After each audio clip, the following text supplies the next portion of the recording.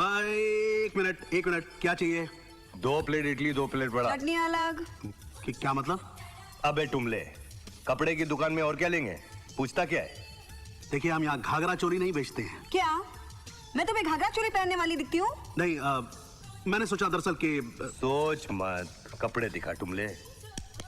संजय दत्त की शादियों और अफेयर्स पर मबनी कहानी। नाज़रीन, एक बड़े घर में पैदा होने वाला बिगड़ा हुआ बच्चा जिसको बढ़ती उम्र के साथ साथ नशे की लत लग जाती है। घर से बंदूक मिलने पर इस पर दहशतगर्दी का इल्जाम लग जाता है। जी हाँ, हम बात कर रहे हैं संजू बाबा यानी संजय दत्त के बारे में। संजय दत्त की इस उतार चढ़ाव की कहानी में रोमांस की भी अपनी एक अलग ही जगह है। तो नाज़रीन, आज की इस वीडियो में हम आप लोगों को संजय दत्त की कई शादियों और दर्जनों अफेयर्स पर मबनी खूबसूरत कहानी के बारे में बताने जा रहे हैं, जिसने हमेशा ही इनको सुर्खियों में रखा है। फिल्म रॉकी से डेब्यू करने वाले संजय दत्त अब तक 187 से भी ज्यादा फिल्मों में काम कर चुके हैं। इसके साथ साथ संजय दत्त पर एक बायोग्राफिक फिल्म भी बन चुकी है, जिसमें संजय दत्त की जिंदगी में आने वाले उतार चढ़ाव को बड़ी खूबसूरती के साथ दिखाया गया है। लेकिन क्या आप जानते हैं कि इस फिल्म में संजय दत्त की कई काली सच्चाइयों को भी छुपाया गया है। इस फिल्म में संजू बाबा के कुछ ऐसे जिस्मानी रिश्तों को पब्लिक से छुपाया गया, जिसमें बॉलीवुड की बड़ी बड़ी एक्ट्रेसेस का नाम आता है। आप लोगों को ये जानकर हैरत होगी कि संजय दत्त का कई फिल्मी एक्टर्स के साथ अफेयर रहा है, और इन्हीं अफेयर्स की हकीकत का पर्दाफाश आज की इस वीडियो में हम करने जा रहे हैं। तो ये सब कुछ और इससे जुड़े दीगर हकाइक जानने के लिए वीडियो को आखिर तक जरूर देखें। और अगर आपने अभी तक हमारे चैनल अमेजिंग इन्फो को सब्सक्राइब नहीं किया तो घंटी के निशान पर भी क्लिक कर लें, ताकि नई आने वाली हर वीडियो आप लोगों को बाकायदगी से मिलती रहे। तो चलिए वीडियो का बाकायदा आगाज करते हैं। नाज़रीन, सबसे पहले बात करते हैं लिस्ट की शुरुआत में आने वाले पहले नाम और आज की तारीख में भारत के अमीर तरीन खानदान की बहू टीना अंबानी के नाम से, जो पहले एक्ट्रेस टीना मीनम के नाम से जानी जाती थी। फिल्म रॉकी में टीना और संजय एक दूसरे के साथ काम कर रहे थे। रील पर संजय दत्त टीना के हीरो थे और असल जिंदगी में भी दोनों ही यंग एक्टर थे। जाहिर सी बात है, शूटिंग के दौरान इन दोनों के बीच प्यार की शुरुआत होने लगी थी। टीना और संजय दोनों एक दूसरे को लेकर काफी ज्यादा सीरियस थे, मगर दूसरी तरफ संजय दत्त की नशे की आदत ने टीना को परेशानी में मुब्तला कर दिया। नशे में रहने की वजह से संजय और टीना के बीच झगड़े होना शुरू हो गए। फिर एक वक्त ऐसा भी आया जब टीना ने संजय दत्त को छोड़ने का फैसला कर लिया। जब भी टीना संजय दत्त से ब्रेकअप की बात करती तो उस वक्त संजय दत्त टीना के सामने हाथ जोड़कर मना लेते, मगर नशे की बुरी आदत ने संजय दत्त में कोई बदलाव नहीं आने दिया। लिहाजा टीना ने संजय दत्त से ब्रेकअप कर लिया। टीना से ब्रेकअप होने के बाद संजय दत्त परेशान रहने लगे, यहाँ तक कि एक बार टीना और ऋषि कपूर फिल्म कर्ज की शूटिंग कर रहे थे। इस दौरान टीना और ऋषि कपूर दोनों के अफेयर्स की खबरें सामने आने लगी। बस फिर क्या था, संजय दत्त ने अपने दोस्त गुलशन ग्रोवर, जो के हिंदी फिल्मों में बतौर खलनायक स्टैब्लिश हो चुके थे, इनके साथ ऋषि कपूर के घर पहुंचे, क्योंकि संजय दत्त ऋषि कपूर के गाल पर थप्पड़ मारना चाहते थे। इत्तेफाक से ऋषि उस दिन घर पर नहीं थे, तो यूं संजय दत्त की मुलाकात ऋषि कपूर की बीवी नीतू कपूर से हुई, जहां इन्होंने इस मामले को संभालते हुए संजय दत्त से वादा किया कि वो ऋषि को समझाएंगी। तो यूं कहीं जाकर संजय दत्त का गुस्सा ठंडा हुआ।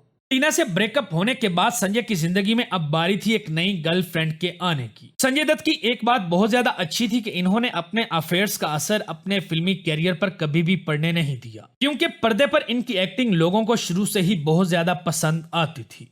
नंबर 2 पर मशहूर अदाकारा रेखा आती हैं। ये नाज़रीन वही रेखा जिनके नाम के चर्चे सदी के बहुत बड़े स्टार अमिताभ बच्चन के साथ भी हुए थे। रेखा और संजय दत्त एक फिल्म जमीन आसमान में एक साथ काम कर रहे थे, जो कि साल 1984 में बन रही थी। इस फिल्म के दौरान ये दोनों एक दूसरे के करीब आ गए, और फिर ये मशहूर हुआ कि रेखा और संजय दत्त ने एक दूसरे से सीक्रेट शादी कर ली है। हालांकि इस बात में दूर दूर तक कोई सदाकत नहीं थी, क्योंकि लोग सिर्फ कीचड़ उछालते और अंदाजा लगाते थे। वजह यह थी कि एक्ट्रेस रेखा अपनी मांग में सिंदूर लगाती थी, तो इस चीज को देखते हुए लोगों में ये बातें होने लगी कि रेखा और संजय ने एक दूसरे के साथ शादी कर ली है, जबकि हकीकत का इस चीज से दूर दूर तक कोई ताल्लुक नहीं था। मगर एक चीज जरूर थी कि रेखा और संजय दत्त एक दूसरे के करीब आ गए थे। रेखा ने ये नजदीकियां जानबूझकर बढ़ाई, क्योंकि ये उस वक्त अमिताभ बच्चन को जलाना चाहती थी, और इसी वजह से रेखा ने संजय दत्त के साथ अपना रिलेशनशिप बरकरार रखा, जबकि इस फिल्म के साथ ही ये रिश्ता भी खत्म हो गया था। नंबर 3 पर बात करते हैं संजय दत्त की उस गर्लफ्रेंड के बारे में जो आगे चलकर संजय दत्त की पहली बीवी बनी। एक फिल्म के सेट पर संजय दत्त और रिचा शर्मा की मुलाकात हुई, जहां पहली ही नजर में रिचा संजय दत्त को पसंद आ गई। इसके बाद एक फिल्म मैगजीन में ऋचा की तस्वीर देखकर संजय दत्त इनके दीवाने हो गए और संजय दत्त ने सन 1987 में इनकी फिल्म आग ही आग की शूटिंग के दौरान ऋचा को प्रपोज कर दिया। ऋचा की तरफ से कोई जवाब ना मिलने पर संजय हर रोज ऋचा को फोन करने लगे ताकि ये इनकी जबान से हाँ बुलवा सके।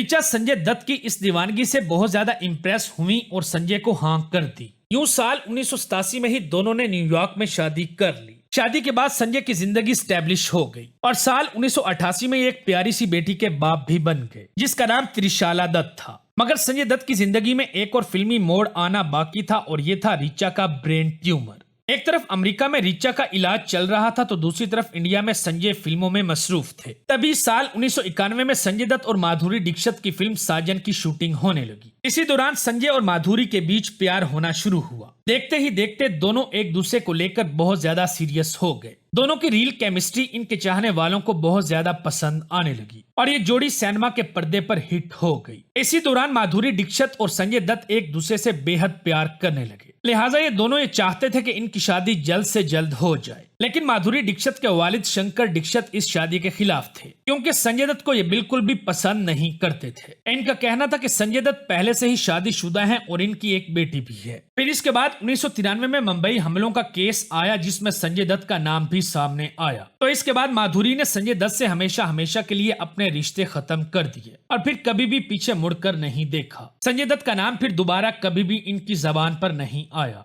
मगर संजय दत्त की जिंदगी में अभी एक और झटका आना बाकी था। 1996 में इनकी बीवी ऋचा ने दम तोड़ दिया। मुंबई हमलों के केस में संजय दत्त का नाम आना, ऋचा की मौत और माधुरी के साथ टूटा हुआ रिश्ता, इन तमाम तर चीजों की वजह से संजय डिप्रेशन में चले गए और फिर तभी संजय दत्त की जिंदगी में एक्ट्रेस लीजा रे की एंट्री हुई। लीजा ने संजय दत्त को इमोशनली सहारा दिया और यूं ये दोनों एक दूसरे के करीब आने लगे। लेकिन इससे पहले कि रिश्ता मजीद मजबूत होता दोनों का ब्रेकअप हो गया। इसके बाद संजय की मुलाकात एक मॉडल से हुई जिसका नाम रिया पिल्लई था। साल 1998 में इन दोनों ने शादी कर ली। मगर शादी के बाद भी संजय दत्त के कई अफेयर्स रहे। इनकी इसी आदत की वजह से साल 2005 में रिया से इनकी तलाक हो गई। फिर इसके बाद संजय दत्त की जिंदगी में नादिया दुरानी भी आई। लेकिन तभी संजय दत्त की मुलाकात दिलनवाज शेख से होने लगी। कहा जाता है कि जब संजय नादिया को डेट कर रहे थे तब इनकी मुलाकात जूनियर आर्टिस्ट दिलनवाज शेख के साथ हुई और फिर आहिस्ता आहिस्ता दिलनवाज संजय दत्त के दिल में बस गई। दिलनवाज ने संजय दत्त के प्यार में अपना मजहब भी तब्दील कर लिया और अपना नाम मनियता दत्त रख लिया। 7 फरवरी 2008 को संजय और मनियता हमेशा हमेशा के लिए एक दूसरे के हो गए। शादी के बाद इनके 2 जुड़वा बच्चे शेहरान दत्त और इकरा दत्त पैदा हुए। एक बार संजय दत्त ने अपने एक इंटरव्यू में मनियता की तारीफ करते हुए कहा था कि मनियता मेरी बेटर हाफ नहीं बल्कि ये मेरी ताकत है। मैं जब जब नीचे गिरा इसने हमेशा मेरा साथ दिया है। इसके अलावा शादी के बाद संजय दत्त का नाम एक्ट्रेस कंगना रनावत के साथ भी जुड़ा, लेकिन यह महज एक अफवाह थी। तो नाज़रीन, ये थे संजय दत्त के अफेयर्स और इनके आशिक मिजाज दिल की कहानी, जो कि बिल्कुल एक फिल्मी स्टोरी की तरह थी।